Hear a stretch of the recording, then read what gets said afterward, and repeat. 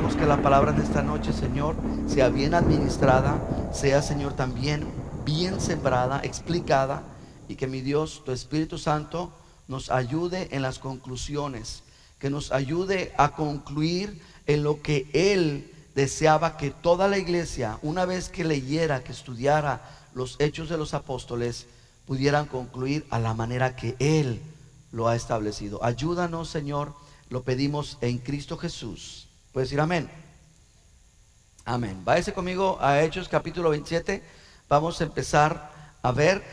Y en ese capítulo vamos a ver lo que yo le llamo, ¿ok? Es como yo le llamo el cuarto viaje misionero. Doctrinalmente, teológicamente, históricamente se le reconocen 3 viajes misioneros, pero yo en lo personal le llamo el cuarto viaje misionero precisamente porque curiosamente se volvieron a cumplir los objetivos que Pablo normalmente tenía, con la excepción de que no pudo visitar las iglesias que él quería, tardarse el tiempo que él quería, ¿verdad? Había una diferencia. Ahora él iba encadenado, él iba como en plan de preso, ¿verdad? Pero aún así las cadenas no le estorbaron. Y miren lo que Pablo dijo en 2 de Timoteo, en el capítulo 2, versículo 9. Yo se lo leo, solamente escríbalo. Y dice así: por este evangelio soporto sufrimientos, incluso el estar encadenado como un criminal. Pero mire su declaración, y esa me gusta. Dice: pero la palabra de Dios no está encadenada, no está presa. Y bueno, es algo tremendo. También cuando escribió a Filipenses, mire lo que dijo: las cosas que me han sucedido habían ayudado más bien para el progreso del evangelio. Lo que te está sucediendo sirve para el progreso del evangelio. Y este viaje va a ser diferente a los otros, ¿verdad? Pablo va a tener la ventaja que ahí no va a tener que correr con los gastos. En todos los viajes misioneros Pablo tenía que sustentarse a sí mismo y a sus discípulos, a los que iban con él. Ahora no, ahora Roma le estaba llevando con todo pagado, ¿verdad? Entonces ahora él es el que va a estar viajando sin esa preocupación. Pero definitivamente esta fue la respuesta de Pablo a lo que él pidió a los romanos. Él había escrito en la carta a los romanos, ustedes lo pueden ver, que él le dijo que esperaba ir a visitarles, que esperaba ir a verlos. No conocía a los cristianos en Roma, solamente había tratado con ellos por cartas y recibía reportes de los discípulos que tenían la oportunidad de ir. Entonces él va a tener esa oportunidad de ir. Ahora, este capítulo que vamos a ver aquí trata muchísimo acerca del viaje en el barco. Y en ningún otro de los viajes, inclusive en ninguno de los viajes o de la historia de los discípulos o de los apóstoles, se ha expresado de una manera tan explícita las circunstancias, toda la historia que se dio en este viaje, y sobre todo en el barco. De hecho, vamos a aprender bastante de marina en esta noche y va a ser una bendición. Uno de los escritores, y es reconocido, de los historiadores, ellos adjudican a la manera en que escribió Lucas esta descripción de la navegación como una de las mejores historias más completas y abundantes en detalles marítimos en la historia antigua.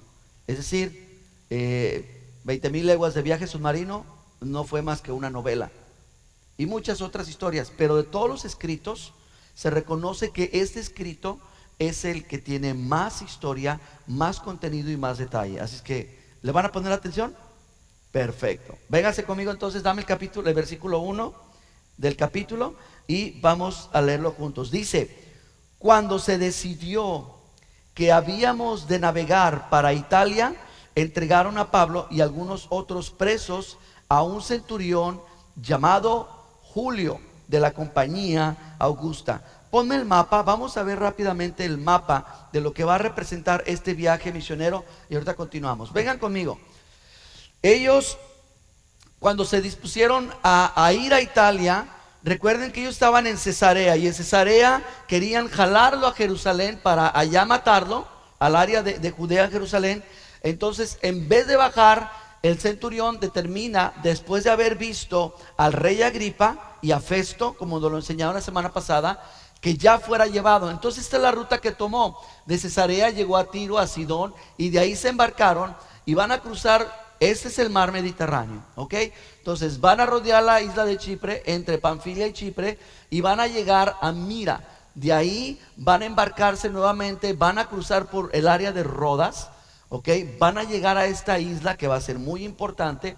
De aquí van a llegar a Buenos Puertos, que no tuvo nada de buenos, ahorita lo van a ver. De ahí navegaron hasta Malta, y aquí vamos a ver cómo Dios no es solamente el Dios de Israel, sino Dios es el dueño de toda la tierra, y vamos a ver cómo la influencia de Dios está perfectamente manifiesta aún acá en Malta, en el propósito de Dios. De ahí viajan a Siracusa, a Regium, y de ahí suben hasta Puetoli, y ahí es donde desembarcan, y por fin, después de una larga travesía, Pablo va a llegar a visitar a don Nerón, ¿verdad? Esta es la travesía, ese es el viaje. Ahora, Pablo va a quedar ahí y va a quedar en calidad de preso, pero antes de ver eso, vamos al versículo 2. Recuerden, está bajo un centurión llamado Julio y va bajo la compañía Augusta, y se tiene que ir para rumbo a Italia. Versículo 2 dice: embarcándonos en una nave Adramitena que iba a tocar los puertos de Asia, zarpamos estando con nosotros, fíjense quiénes iban: Aristarco, macedonio de Tesalónica, y también iba con ellos Lucas, no en calidad de presos, simplemente como acompañantes. Versículo 3: al otro día llegamos a Sidón, y Julio, tratando humanamente a Pablo, le permitió que fuese a los amigos para ser atendidos por ellos. Cuando llegó a Tiro y a Sidón, le permitió que los discípulos, que los hermanos en la fe, pudieran atenderlo. Ahora, esa es una oportunidad increíble que Pablo va a tener, porque está a punto de abordar. Aquí nada más es llevado Pablo con una compañía y con Julio, Julio, el centurión. Pero en esta ciudad se van a unir otros integrantes más. Estos integrantes van a ser presos, van a ser reos que van a Roma a recibir diferentes tipos de castigos. Uno, van a seleccionar entre ellos y los van a convertir en gladiadores. Criminales, les van a dar la oportunidad de que se conviertan en gladiadores. Otros de los criminales van a servir para entretenimiento a la opulencia, a lo más high de Roma, y van a servir de entretenimiento a través del circo romano, que sean comidos por los leones, o inclusive que sean sometidos simplemente a ejecuciones. Todos estos van en calidad de presos. Pero Pablo, que también va en calidad de preso, les va a dar a ellos la oportunidad de ser hombres libres. No de sus cadenas, pero libres de su vida, de su condición pecaminosa, de su condición delante de Dios y aún de ellos mismos. Versículo 4, léalo conmigo. A partir de aquí nos vamos a embarcar. Si se marean, tómense una pastilla, como yo me mareo cuando me subo a un barco. Échense una pastilla, porque nos vamos a ir con Pablo. Amén. Bien, versículo 4 dice: haciéndonos a la vela desde ahí, navegamos a sotavento. Sotavento quiere decir viento en contra. Es decir, navegaron con el viento en contra. Ahora vamos a poner pausa. No es un barco de motores, no es un barco de vapor, ¿ok? No es un barco de hélices, es un barco de vela. Hasta ahí les alcanzaba la tecnología. Entonces este barco tenía dos tipos de motores. Uno era que funcionaba por medio del viento, soltando las velas para que el viento a favor los empuje, y el otro era a través de remos por esclavos que habían recibido una cadena perpetua y habían sido encadenados y condenados a vivir el resto de su vida en un cuarto jalando un remo toda la vida. Entonces dice, vamos a leerlo ahora sí, haciéndonos a la vela, desde ahí navegamos a Sotavento, viento en contra de Chipre, porque los vientos eran contrarios. Versículo 5, habiendo atravesado el mar frente a Cilicia y Panfilia, arribamos a Mira, ciudad de Licia. Versículo 6, y hallando allí el centurión una nave alejandrina que zapaba para Italia, nos embarcó en ella. Es decir, tuvieron que transbordar, así como nosotros tuvimos que transbordar, pero no transbordamos, ¿verdad? Encontraron otra nave porque las naves tenían rutas. Imagínense cómo Roma ya tenía bien delineado todo un sistema, no solamente de alcantarillado, no solamente de leyes, sino también de comunicación y transporte. Entonces encuentra la nave alejandrina, casi se les iba, le piden la parada y suben y transbordan a esta nave. Versículo 7, navegando muchos días despacio y llegando a duras penas frente a Gnido, porque nos impedía el viento, tuvimos que navegar otra vez a Sotaviento, es decir, viento en contra de Creta, frente a Salmón. Versículo 8, y costeándola, es decir, tuvimos que irnos despacio cerca de la costa. Con dificultad llegamos a un lugar que llaman Buenos Puertos, cerca del cual estaba la ciudad de Lasea. Y habiendo pasado mucho tiempo, ahora, ojo aquí, y siendo ya peligrosa la navegación por haber pasado ya el ayuno, Pablo les amonestaba. Ponme el mapa, por favor, y que Dios nos ayude. Ellos tenían un tiempo específico para partir, estaban apurados. ¿Por qué? Porque ellos tenían que lograr cruzar todo esto y tenían que cruzar esto lo más pronto posible. ¿Por qué? Porque se acercaba la temporada. ¿Qué temporada? Temporada de huracanes. Entonces ellos tenían que atravesar rápido. Lamentablemente los vientos no les ayudaban mucho, no eran generosos con ellos, y esto los empezó a retrasar. Y ellos estaban preocupados porque ellos sabían la dificultad que el mar Mediterráneo presentaba de Buenos Puertos a la isla de Malta. Y esa era la ruta que tenían que tomar. Ya eran rutas establecidas. Entonces este era un conflicto que estaban presentando muy serio. Vamos a ver el porqué. Versículo 10. ¿Listos? Dice, diciéndoles lo siguiente, Pablo los amonestaba porque habían pasado ya el ayuno. Les amonestaba diciéndoles esto: varones, veo que la navegación va a ser con perjuicio y mucha pérdida, no solo del cargamento y de la nave, sino también de nuestras personas. Versículo 11. Pero el centurión le daba más crédito al piloto y al patrón de la nave que a lo que Pablo decía. Y pues claro, Pablo no era marinero. Entonces, ¿en quién va a confiar el centurión? Pues en el capitán, ¿no? Pero Pablo está percibiendo esto, Pablo está sintiendo eso en su corazón, y obviamente Pablo está en contacto con el Señor. Pablo está utilizando el discernimiento de parte de Dios, el don del discernimiento, y también el sentido común. Conocían ellos, por eso ellos ya estaban angustiados. Entonces Pablo trata de animarlos y decirles: hagamos una cosa, mejor hay que esperarnos. Pero no le hicieron caso. Ahora, aquí hay algo muy bueno, porque nosotros muchas veces le vamos a decir a la iglesia como consejo, como pastores, mi esposa y yo, les vamos a dar consejos. Las decisiones van a ser de ustedes. En lo que yo tengo una autoridad es en predicar la palabra y exponer la palabra. En lo demás yo les doy mi consejo. Si lo quieren escuchar, qué bueno, y si no, también. A final de cuentas no soy yo, es su vida, es su matrimonio, su ministerio, su trabajo, etcétera. Entonces Pablo le está dando este consejo, pero Pablo nunca va a tomar la actitud de decir: como no me hicieron caso, pues ahora no les digo nada. Es más, Dios habló conmigo y no les digo para que se les quite.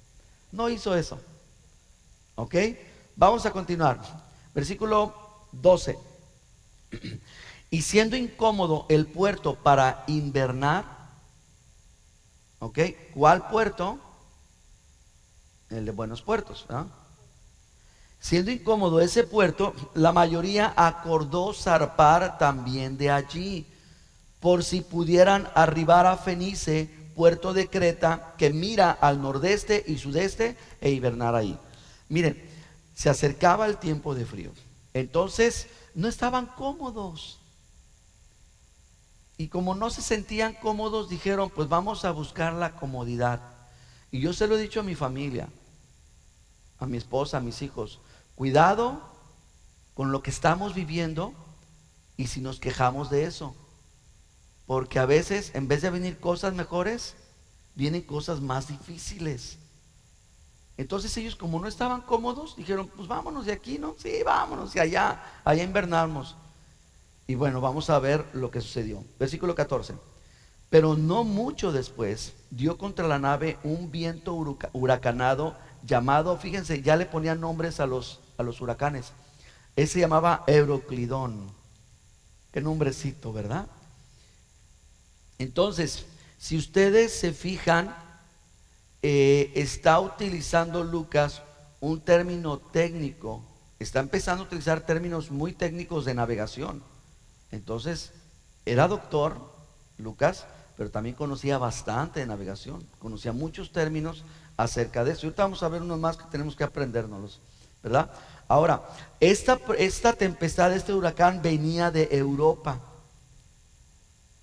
Venía el huracán, ellos iban hacia el área de Europa, venían de Asia, Europa se encontraba esa parte, y por la entrada del Mediterráneo, ¿verdad? De la parte también superior de Grecia, se juntaban ese tipo de vientos y les llegó. Los agarró a medio rumbo. Vamos a ver qué es lo que pasa. Versículo 15. Y siendo arrebatada, miren el término, siendo arrebatada la nave, no pudieron poner proa al viento. La proa es la parte delantera del barco, ¿ok? Entonces, ellos no podían poner la proa al viento y seguirlo.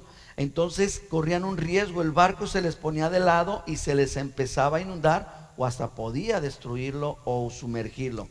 Dice, no pudiendo poner proa al viento, nos abandonamos a él. Se abandonaron al ciclón, pues Chin Marín de doping, güey, cucaramácara, títere fue, ¿verdad? Y a donde nos toque. Entonces el ciclón, el huracán se los empieza a llevar sin un rumbo fijo. Y dice el 16, y habiendo corrido a sotaviento, ¿recuerdan lo que era sotaviento?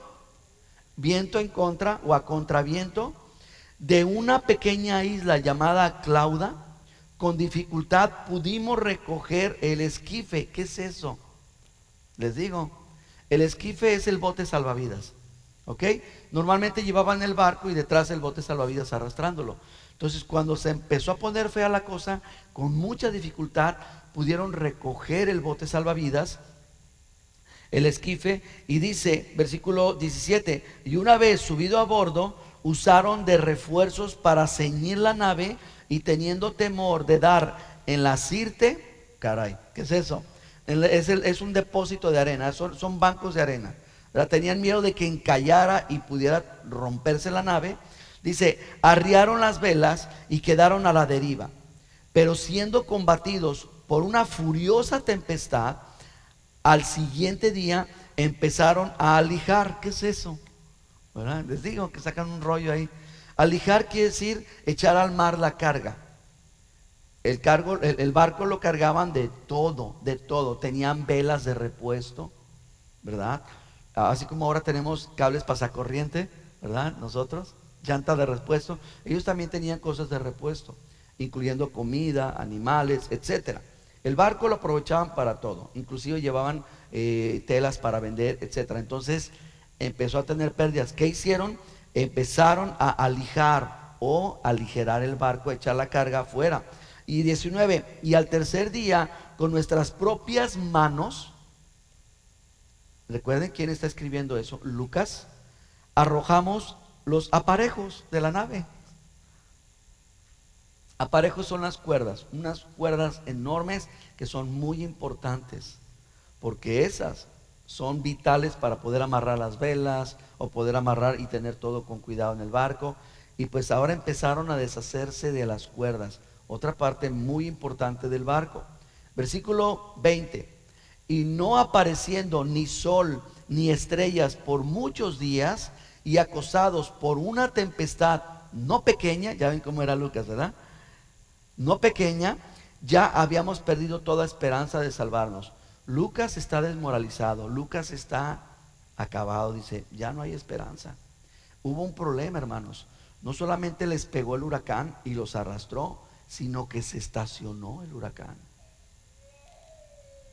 Qué bueno fuera que el huracán pase y bueno, ¿eh?, que haga lo que tiene que hacer y que se vaya. Pero se estaciona el huracán y me los tiene ahí. Ahora, miren lo que va a decir, porque van a pasar 13 días y después de 13 días de olas y viento, 13 días, ¿tienen idea de lo que es eso? A nosotros en una hora nos agarró unas olas bien feas y acabamos bien acabados ahí, ¿verdad? Perdimos toda la comida, también tuvimos que deshacernos de todo el peso, ¿verdad? Los camarones que yo tenía así disfrutándolos en mi estómago, también tuve que deshacerme de ellos, solamente por una hora. Ahora imagínense ellos 13 días luchando y batallando, entonces ya estaban bien desmoralizados, dijeron, de aquí no la libramos. Ven conmigo al 21. Dice, entonces Pablo, como hacía ya mucho tiempo que no comíamos, puesto en pie en medio de ellos, dijo, habría sido de cierto conveniente, varones, haberme oído. Es decir, se los dije, ¿verdad? Ese típico se los dije. Y no zarpar de Creta tan solo para recibir este perjuicio y pérdida. Pero ahora les exhorto a que tengan buen ánimo, pues no habrá ninguna pérdida de vida entre ustedes, sino solamente de la nave, porque esta noche, digan conmigo, esta noche, ha estado conmigo el ángel del Dios de quien soy y a quien sirvo, diciendo, Pablo, no temas, es necesario que comparezcas ante César, y he aquí Dios te ha concedido a todos los que navegan contigo. Por tanto, varones, tengan buen ánimo, porque yo confío en Dios que será así como me ha dicho. Con todo, es necesario que demos en alguna isla. Mira algo bien interesante. Pablo viene y les dice, se los dije, pero les voy a decir algo. Esta noche el Señor ha estado conmigo. Hermanos, la noche anterior Dios estuvo contigo. Y te voy a decir una cosa, esta noche Dios estará contigo. Estés consciente o no estés consciente de su presencia, Dios estará contigo. Y sabes, normalmente el Señor quiere estar contigo y quiere que su presencia sea perceptible por ti, con el fin de que seas animado. Pablo fue animado, Pablo fue motivado y le dijo, Pablo, tú tienes un propósito, tú tienes que llegar a César. Así es que vas a ir a César. Pero voy a hacer una cosa, te voy a conceder a los que están aquí contigo. Ahorita nos va a decir la cantidad de personas y todos van a ser salvados de ese ciclón. Bien, versículo 27. Venida la 14ª noche, es decir, el día 14, y siendo llevados a través del mar Adriático, a la medianoche los marineros sospecharon que estaban cerca de tierra. Versículo 28. Y echando la sonda, hallaron 20 brazas, es decir, 36 metros. ¿Cómo le hacían? Tenía una especie de plomada, un peso con una cuerda. Entonces lo arrojaban al mar. Y esa cuerda tenía la característica, por el tipo de material, que se marcaba mucho el color, la diferencia de lo mojado a lo seco. Entonces arrojaban la cosa esa, y en cuanto veían que dejaba de jalar, regresaban y empezaban a medir. Decían, ok, estamos a 36 metros de profundidad. Bueno. Y dice que pasando un poco más adelante, volviendo a echar la sonda, hallaron 15 brazas, es decir, 27 metros. Y temiendo dar en escollos o en las rocas, echaron 4 anclas por la popa, es decir, por la parte trasera. El barco iba a su rumbo. Recuerden, el barco ya va a la deriva, a donde tenga que ir.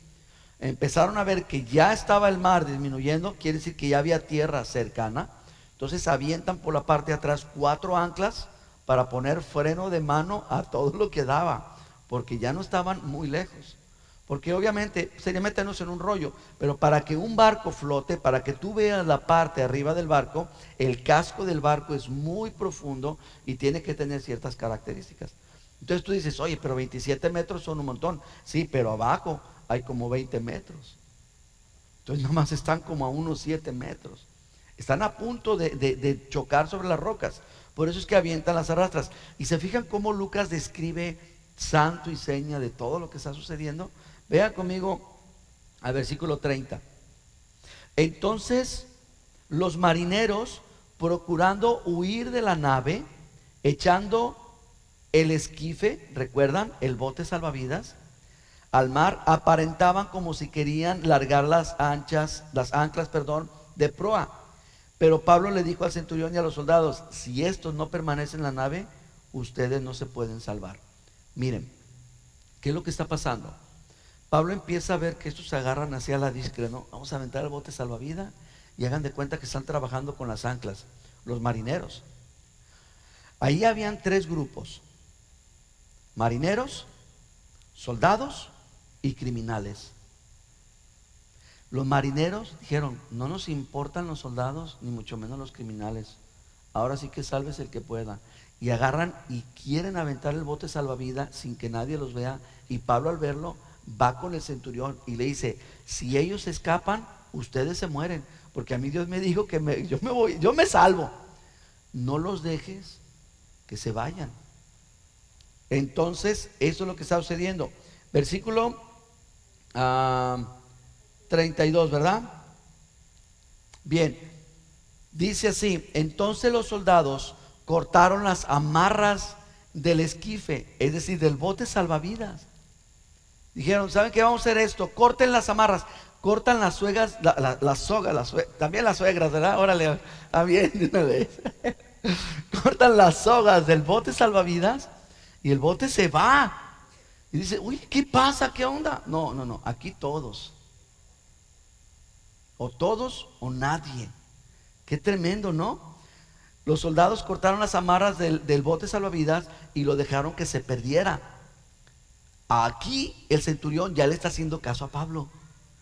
Aquí ya le está poniendo atención. Versículo 33. Y cuando comenzó a amanecer, Pablo exhortaba a todos a que comieran, diciendo: este es el 14º día que velan y permanecen en ayunas sin comer nada. Por tanto les ruego, coman por su salud, pues ni aun un cabello de la cabeza de ninguno de ustedes perecerá.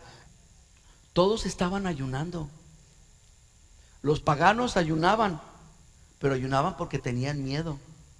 Los discípulos ayunaban, pero para que pudieran discernir la voluntad del Señor.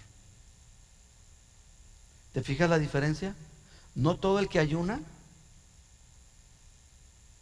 lo está haciendo por una razón correcta. Normalmente cuando tú ves a un presumir que ayuna, está tronado. Pero bueno, no es el tema. Aquí Pablo nos está enseñando algo, mis hermanos. El sentido común es bien importante para el ministerio, para la vida y para todo. Pablo pudo haber dicho: a ver, a mí Dios me dijo, Dios me habló, y Dios me dijo que todos se salvan. Entonces, pues, si quieren, dice que se vayan. Dios me dijo que se va a salvar. No, Pablo tuvo que intervenir en lo que Dios había establecido. Utilizó el sentido común e hizo 2 cosas. Número 1, reportó a los marineros. Y número 2, les dijo: señores, yo les recomiendo una cosa, coman. No, ¿qué te pasa? Nos estás interrumpiendo el ayuno. Eres un carnal. No, señores, coman. ¿Y por qué? Porque de aquí a la isla está bien lejos y van a ocupar comida, van a ocupar fuerzas, porque vamos a nadarle. Hay que utilizar el sentido común. Hay que usarlo. Amén. Muy bien. Ok. Versículo 35. Habiendo dicho esto, tomó el pan y dio gracias a Dios en presencia de todos, y partiéndolo comenzó a comer. Él dijo: Padre, gracias, ¿verdad? Señor del firmamento, bendice este alimento que va para adentro y que quede contento. Y vamos a repartir para todos. Entonces dice que comienza a comer, y versículo 36, entonces todos teniendo mejor ánimo, comieron también. Y éramos todas las personas de la nave 276. Ahí nos describe cuánta gente. La nave era enorme, mis hermanos. Para que se den una idea, desde la pared que está al fondo hasta aquella pared. Era todo un barco, casi toda esta dimensión era, y estaba enorme el barco. Habían 276 personas. La tripulación, que normalmente no pasan de 70, los soldados y los presos. Y todos fueron animados. Hermanos, cuando tú tienes la seguridad, la confianza, cuando tú le crees a Dios, el incrédulo le cree a Dios, porque te ve a ti confiado, porque te ve a ti seguro. Hace no mucho, a la penúltima de que el mundo se va a acabar, ¿no? Alguien me dijo, oye, se va a acabar el mundo. Y ya me voy a dormir. No, es que ahora sí, es en serio. Le dije, no, el mundo se está acabando desde que comenzó. Pero no es cierto. No, es que mira que las señales que el Señor ya viene. Les voy a decir una cosa, mis hermanos, y esto se los digo rápido. Ninguna guerra va a hacer que Cristo venga.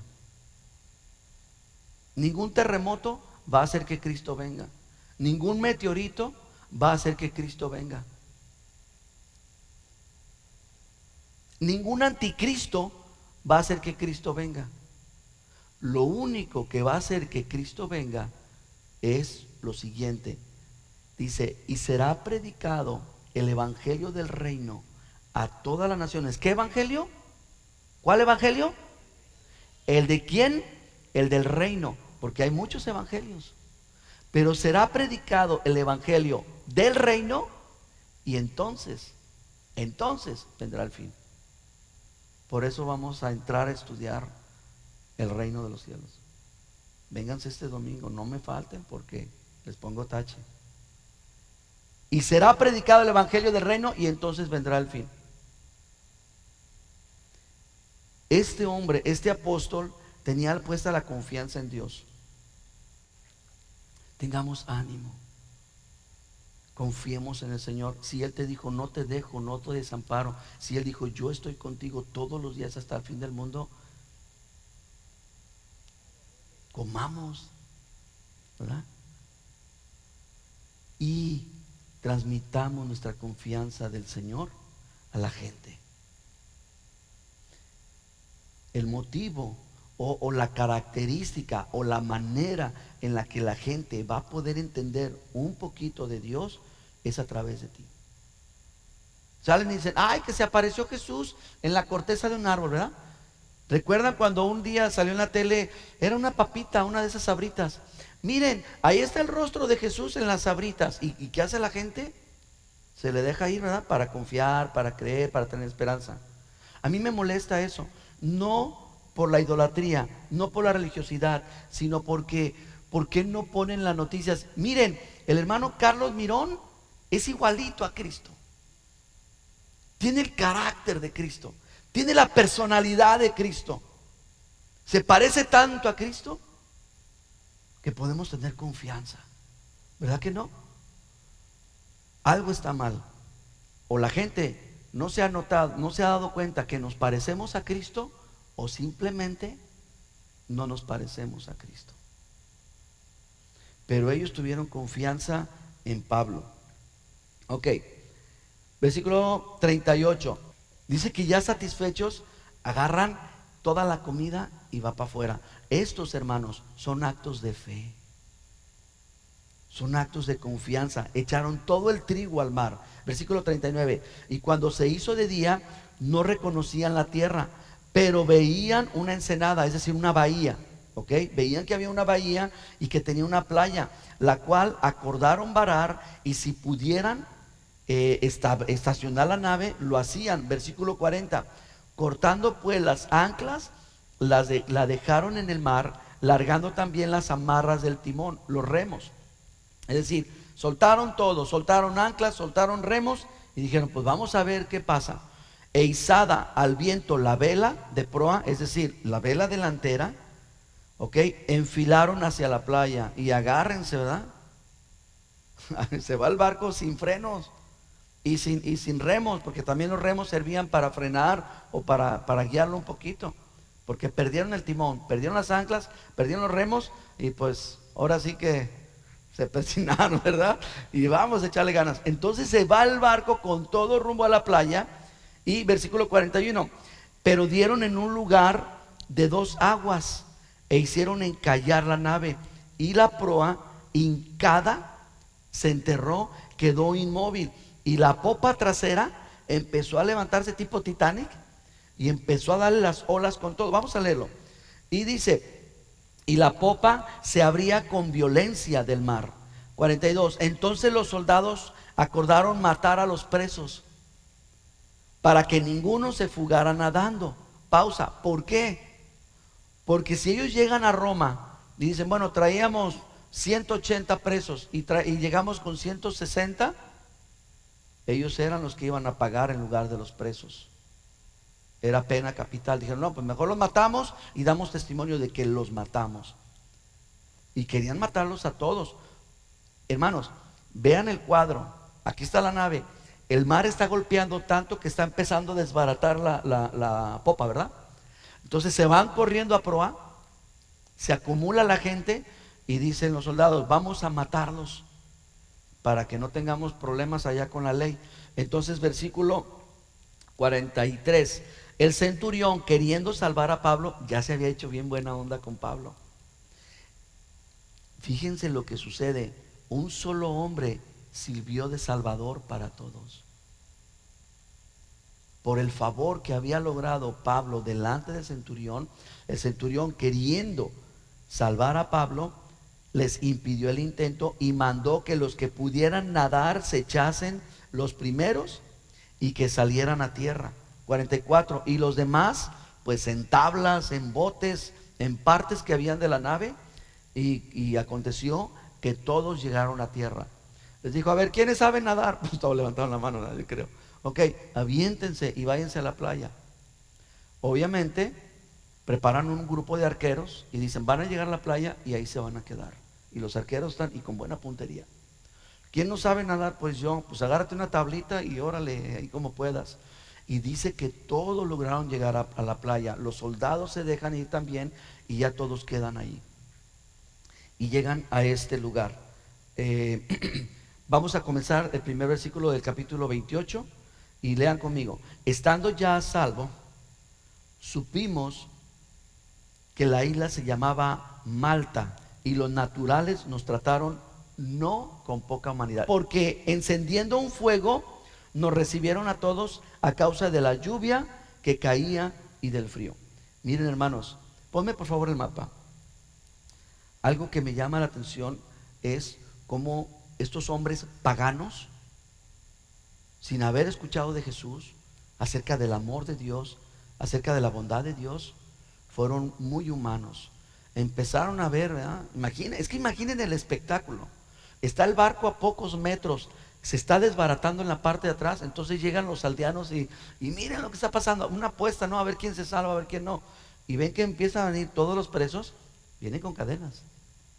Saben que son presos. Y llegan a la isla como pueden. Entonces los aldeanos llegan y los ayudan y los arrastran. Ya les platicaré con detalle. Un día yo me estuve ahogando y yo les pedía que me ayudaran y no me querían ayudar. Y ya como pude llegar a cerca de la playa, un amigo mío tenía una tabla de surfear, le dije, aviéntamela. Y me avienta la tabla y la abracé mejor que a mi esposa. La abracé con toda mi vida. Y cuando llegué a la playa, Dios mío, ahí sí caí, ¿verdad? Llegan los paramédicos y ahí me quieren ayudar. ¿Ya para qué? Yo quería que me sacaran. Pero hermanos, no tenía nada de fuerzas para poderme levantar. Yo puedo sentir lo que ellos sintieron. Los agarran los aldeanos, los arrastran de las olas y les preparan unas fogatas. Eso sucede en Malta, allá al fondo a la izquierda. Una nación, un pueblo que jamás había escuchado de todo lo que había sucedido hace más de 30 años en Israel, de cómo un hombre había muerto en la cruz y había ocasionado un caos. Nunca habían escuchado el evangelio, pero estos paganos fueron mejor humanos, mejores hombres, mejores prójimos que muchos de los que conocían a Dios y sus leyes. Y a veces así pasa. A veces el pagano es más misericordioso que el familiar o que los llamados cristianos. Y dice que ellos encendieron, versículo 2, pónmelo. Y los naturales nos trataron no con poca humanidad, porque encendiendo un fuego nos recibieron a todos a causa de la lluvia que caía y del frío. Recuerden, está entrando el invierno. Se aventaron al mar helado. Estaban empezando algunos a tener hipotermia, y estos aldeanos los ayudaron. No dijeron, a ver, vénganse para acá los soldaditos, ¿verdad? Soldaditos por acá y la chusma por allá. No, ellos dijeron, todos juntos, vénganse. Y empezaron a apoyarlos. 276 personas. Vámonos al versículo 3, porque esto está todavía bien interesante. Aquí Lucas, por alguna razón, no entra en mucho detalle, pero póngale atención a las palabras que son claves. Versículo 3. Entonces, habiendo recogido Pablo algunas ramas secas, las echa al fuego. Una víbora, huyendo del calor, se le prendió de la mano. Y no solamente se le prendió, porque recuerden, las víboras muerden y ya. Pero esta se le prende de la mano y se le enrosca. Cosa que no es muy natural en las víboras, ¿verdad? A menos que haya sido una pitón. Lo agarra y se le prende y no lo suelta. Y versículo 4 dice: cuando los naturales vieron la víbora colgando en su mano, se decían unos a otros, este hombre perdón, es homicida, a quien escapando del mar la justicia no deja vivir. Se fijan que estos hombres no conocían a Dios, pero tenían conciencia del bien y del mal, de la justicia y la injusticia. Por tanto, dice Romanos, que aún los que viven y mueren sin ley también serán juzgados sin ley por su conciencia. Pero bueno, no es nuestro tema. Sigamos, versículo 5. Dice, pero él, sacudiendo la víbora en el fuego, ningún daño padeció. Y ellos estaban esperando, ¿verdad? A ver, vamos a ver que se le hinche la mano, que se le hinche la cara, que parezca sapo y que reviente y que se muera. Ahí estaba en la expectativa, ¿no? Versículo 6. Esperaban a que se le hinchara la mano o cayese muerto de repente, pero habiendo esperado mucho y viendo que ningún mal le venía, cambiaron de parecer y dijeron, este es un Dios. Ese es un corazón pagano. A pesar de que eran buenos, humanitarios, ¿ok? Tenían un corazón vacilante. De pensar que era uno castigado por la justicia divina, ahora dijeron, es un Dios. Cuidado, porque a veces nuestro corazón es pagano. Primero pensamos una cosa y luego otra. Comenzamos adorando a Dios y acabamos adorando al hombre. Ahí vamos detrás del apóstol, vamos detrás del ministerio, vamos detrás del nombre de la iglesia. No, nuestro servicio es hacia el Señor. Muy bien, vean conmigo versículo 7. En aquellos lugares habían propiedades del hombre principal de la isla, del mero de la isla, llamado Publio, quien nos recibió, escribiendo Lucas, y hospedó solícitamente 3 días. Este hombre dijo, vénganse todos, y metió a más de 270 personas en su casa. A veces te toca recibir a 5 y ya te vuelves crazy, ¿verdad? Este hombre recibió más de 270 personas y lo recibió por más de 3 días. El baño, pobrecito, ¿eh? No daba abasto. Y dice que el padre de Publio estaba en cama, enfermo de fiebre y disentería. Estaba bien enfermo el hombre. Y entró Pablo a verlo. Y después, ahora miren el orden. Después de haber orado, es decir, primero oró y después de haber orado le impuso las manos y lo sanó.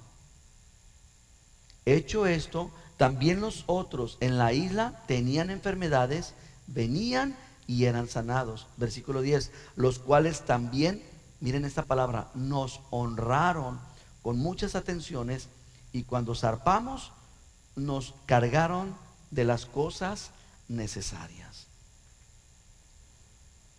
Hubo un avivamiento, hubo un movimiento, y sin querer queriendo levantaron una congregación ahí.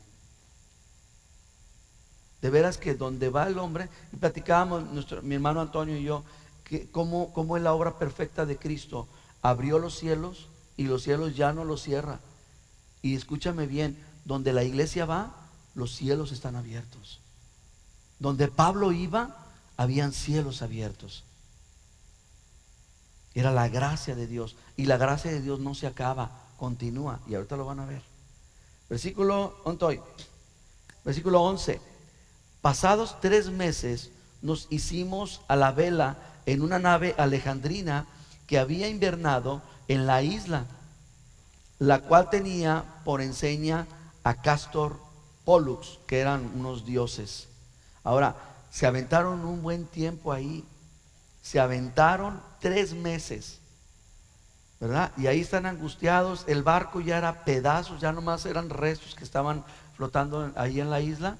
Cuando dicen, oigan, vamos al puerto, y encuentran otro barco que ahí estaba invernando, no lo movían, tenían que esperarse. Ahora, el barco ya estaba ocupado, y llegaron y le metieron 276 personas más, órale, apretaditos, ¿verdad? Y versículo 12, llegaron a Siracusa y estuvieron ahí 3 días. Miren ya todo lo que se extendió el viaje. Tan solo se aventaron en esta isla 3 meses, más los 14 días que iban a la deriva, más todo el tiempo que se tuvieron que atrasar, ir bordeando la costa. Ya era un viaje bien largo. Para ese entonces, yo estoy seguro de una cosa, los presos ya eran libres. Ya nomás era cuestión de esperar a recibir la sentencia y poder ir con el Señor. Versículo 13. De allí, costeando alrededor, llegamos a Regio, y otro día después, soplando el viento sur, llegamos al segundo día a Puteoli. 14, donde habiendo hallado hermanos, ahí encontraron hermanos, les rogaron que se quedaran con ellos 7 días. Y luego fuimos a Roma. 15, de donde oyendo de nosotros los hermanos, salieron a recibirnos hasta el foro de Apio y las 3 tabernas. Y al verlos, Pablo dio gracias a Dios y cobró ánimo. Eso a mí me conmueve, me da así como nostalgia. Pablo tuvo que ser el hombre fuerte, el hombre valiente, tuvo que ser el hombre casi tomar el lugar del centurión. Hasta el centurión tuvo que echarle ánimos. A ver, centurión, échale ganas, tú eres el que nos vas a entregar.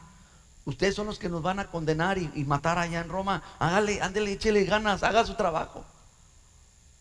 Tiene un compromiso con César. Pero una vez que llega delante de los hermanos, yo siento como que se desvanece y puede descansar y puede ser animado y fortalecido. El ministerio, hermanos, no va a ser fácil. El ministerio es un tiempo donde van a haber noches en las que no vas a saber si tronarte los dedos, arrancarte los cabellos, o esperar en Dios, y tratar de escucharlo y escuchar simplemente un silencio donde no hay respuesta de Dios, solamente un silencio, y decir, Dios, ¿qué hago? ¿Qué sigue? Pero recuerden, el Señor ya le había dicho hace más de 40 días, ya transcurrieron más de 40 días, probablemente 2 meses. Hace 2 meses el ángel de Dios le dijo, tú vas a llegar a Roma. Y Pablo se sostenía bajo esa promesa, y cuando ve a los hermanos, toma aliento. La palabra griega, tomar aliento, es la misma palabra que se utiliza como ánimo o ánima o alma. Su espíritu estaba firme, su espíritu estaba bien confiado en Dios, pero su alma la tenía bien abajo. Y cobró aliento. Versículo 16. Y cuando llegaron a Roma, el centurión entregó los presos al prefecto militar, pero a Pablo se le permitió vivir aparte con un soldado que lo custodiara. Mire, este proceso, Pablo pudo haber dicho, ¿por qué Dios? ¿Y por qué a mí? ¿Y por qué eso? ¿Y por qué el otro? Y sabes una cosa, yo estoy convencido de que a Pablo se le dio este trato porque entregaron el reporte, estuvimos a punto de morir y este preso nos ayudó, este preso nos guió, este preso ayudó a Roma y le otorgan un trato especial. Pablo hubiera dicho, no, hermanos o compañeros, hay que levantarnos en armas, ¿verdad? Hay predicadores que creen que el evangelio es para crear una revolución y quieren meterse al gobierno, a la política y hacer todo su rollo y en contra de la injusticia. No, no es eso el evangelio. Ya vamos a entender un poquito más qué es el evangelio del reino.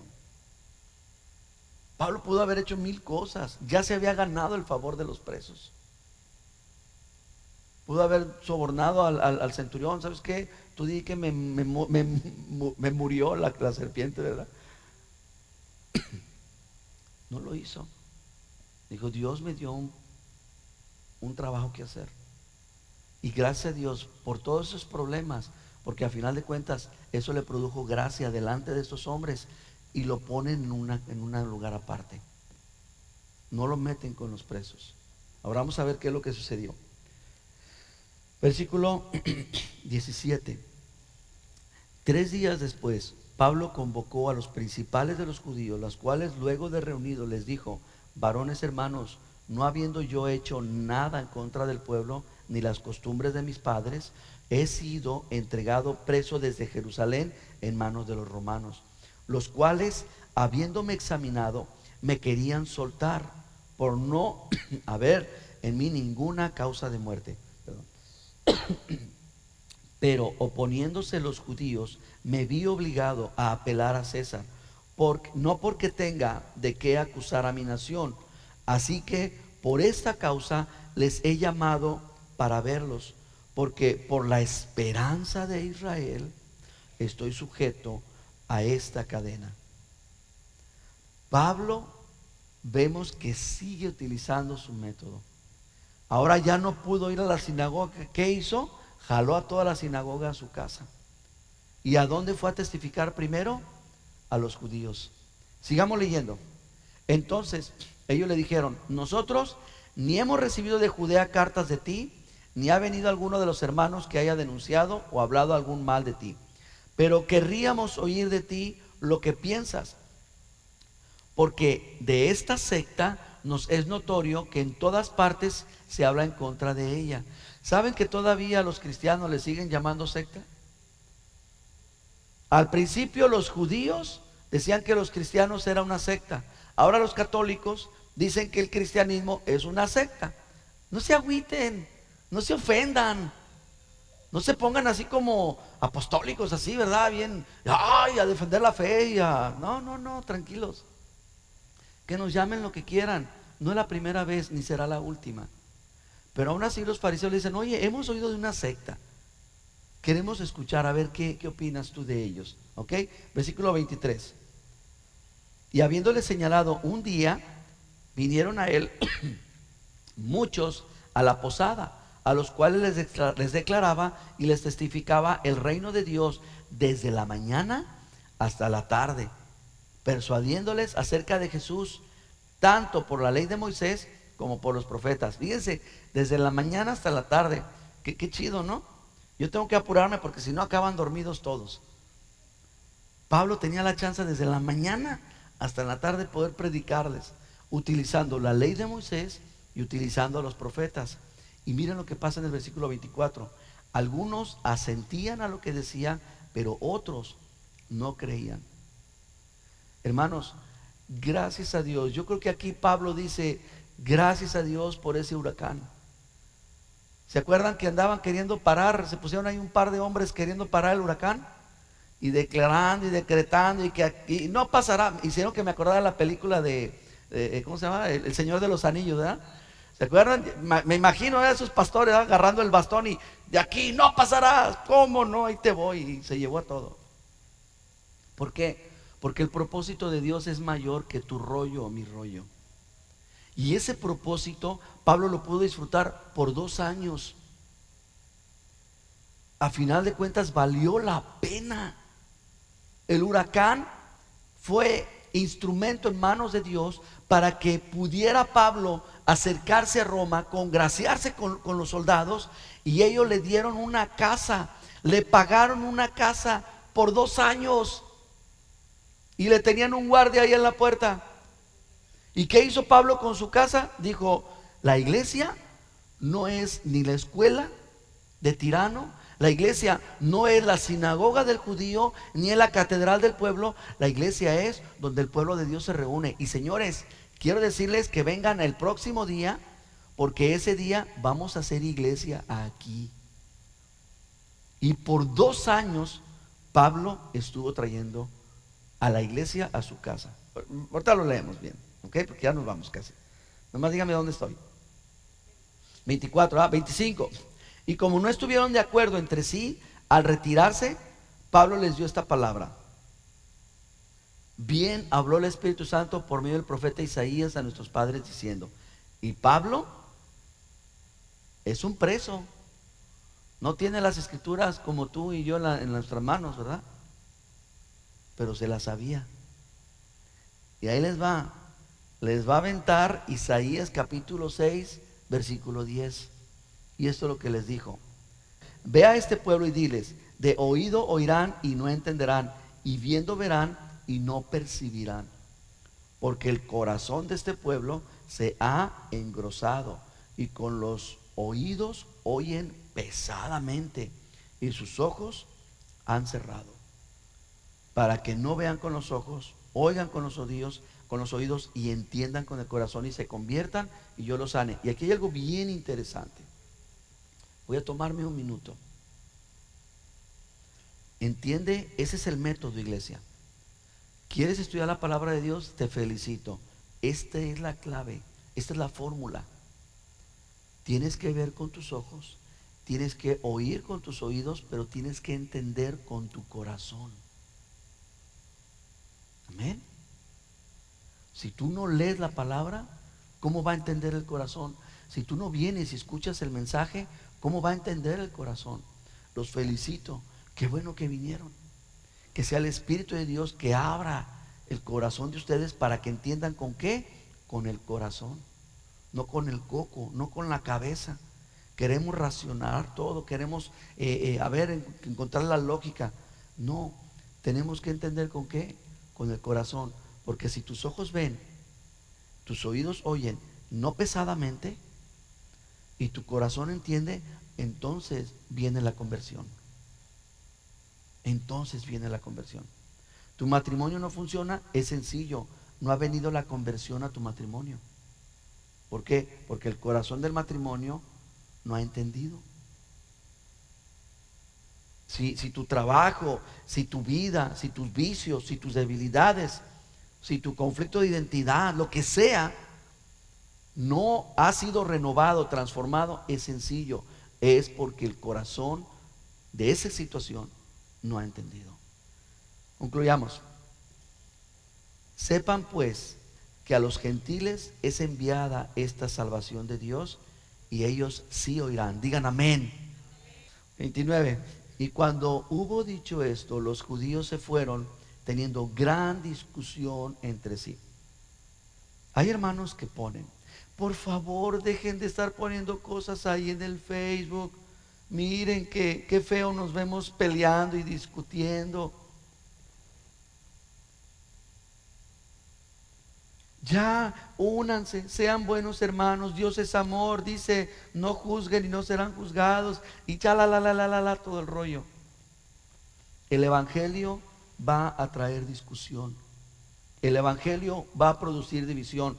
Ustedes creen que yo vengo a traer paz, dijo Jesús. Les aviso, no he venido a meter paz, sino a meter guerra, a meter espada y a división.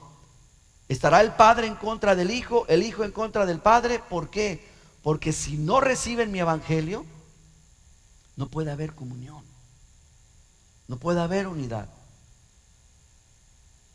Y dice que había discusión entre ellos.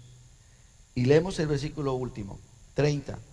Y Pablo permaneció 2 años enteros en una casa alquilada y recibía a todos los que a él venían, predicando el reino de ¿quién? De Dios. ¿Qué predicaba? El reino de Dios, y enseñando acerca del Señor Jesucristo abiertamente y sin impedimento.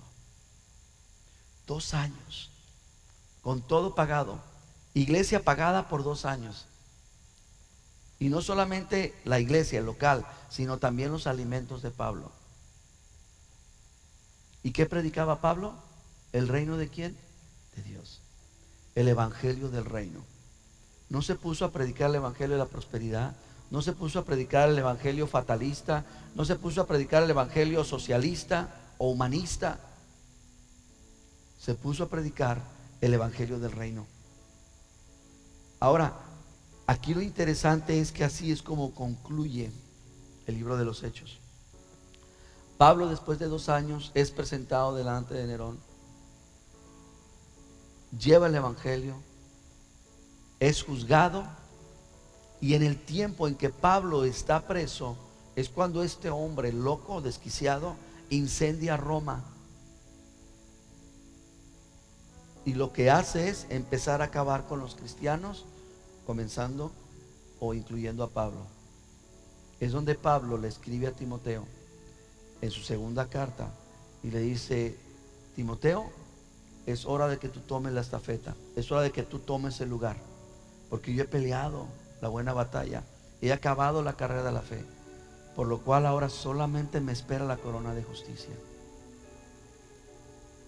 Te animo, Timoteo, te exhorto, a ti que estudias mis cartas, a ti que estudias mi vida, a ti que estudias la historia que atravesé desde la conversión, desde el día de conversión hasta el día en que seré ejecutado.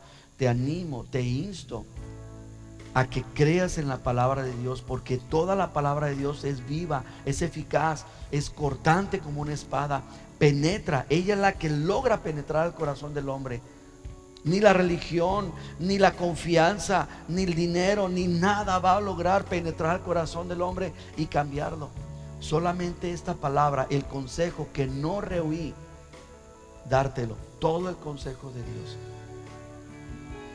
Pero Lucas no termina el evangelio, el libro de los Hechos así. Lucas lo termina diciendo que se está predicando el reino, el evangelio del reino. Lucas termina diciendo que se está predicando el evangelio abiertamente y sin impedimento. Miren, hermanos, el hombre se apartó de Dios por causa de la desobediencia, y la desobediencia lo llevó a un lugar retirado. Por eso Jesucristo vino a traer obediencia, porque si la desobediencia te aparta, ¿qué va a lograr la obediencia? Traerte de nuevo. Ese es el evangelio del reino. Hacerle saber a la gente que Jesucristo no solamente murió, sino que resucitó e hizo una obra perfecta por ti y la puede hacer en ti. Ahora, ¿cuándo concluye el libro de Hechos? Déjame decir una cosa. Esta narración no concluye el capítulo. ¿Por qué? Porque el Espíritu Santo sigue actuando. El Espíritu Santo sigue levantando hombres como Pablo para que continúen haciendo la obra. El Espíritu Santo no terminó en el reinado de Nerón. Y el Espíritu Santo continúa y no va a terminar. Él va a continuar. Él está buscando nuevos Pablos, nuevos Lucas, nuevos Timoteos. El libro de los Hechos de los Apóstoles va a concluir su último capítulo cuando sea el arrebatamiento de la iglesia. Allí es cuando va a terminar. Y yo lo pregunté hace bastantes semanas y lo vuelvo a preguntar hoy.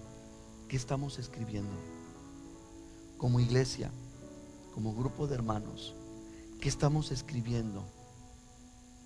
¿Qué es lo que se va a leer? Sería Hechos 29. ¿Cuál es el Hechos 29 de la iglesia? Van a leer de una iglesia fiel al Señor, de una iglesia firme, de una iglesia que se deja transformar, que se deja moldear al corazón del Señor, de una iglesia que sigue predicando el evangelio del reino. ¿Qué es lo que se va a leer? Yo quiero invitarte a que inclines tu rostro, y yo quiero pedirte a que tú te comprometas con Dios en esta noche, que tú te comprometas con el Señor a predicar ese mismo mensaje, a llevar ese mismo mensaje, ese evangelio del reino que predicaban los apóstoles. ¿Cuál era? Jesucristo murió y resucitó, y ahora su obra de redención está al alcance de todos. Está dispuesta para cualquier persona. Está dispuesto para aquellos que por la fe acepten el don gratuito de la salvación, porque ese don lo ofrece solamente Dios. Padre, te damos gracias. Gracias, Señor, por la vida de Pablo. Gracias porque aprendemos de él y también aprendemos de ti. Vemos cómo eres tú el Dios que trata en su vida, y de la misma manera, Señor, tratarás con la nuestra. Vemos que las dificultades, vemos, Señor, que las circunstancias adversas no fueron otra cosa más que instrumento en tus manos, y esto produjo fe, produjo fuerza, produjo enseñanza, produjo experiencia, pero también produjo favor. Y por eso, Señor, nosotros humillados, rendidos delante de ti, así como ellos abandonaron la nave a la voluntad del huracán, nosotros abandonamos nuestra vida a tu voluntad, y solamente a tu voluntad. Te damos gracias, Padre, por este precioso libro que has puesto en nuestras manos. Y te pedimos, Señor, que la historia de los hechos se convierta en la historia de esta iglesia, se convierta en la historia de mi familia, y se convierta en la historia de mi vida y en la vida de cada uno de mis hermanos. Lo pedimos y lo creemos y lo agradecemos en Cristo Jesús. Puedes decir amén. Amén.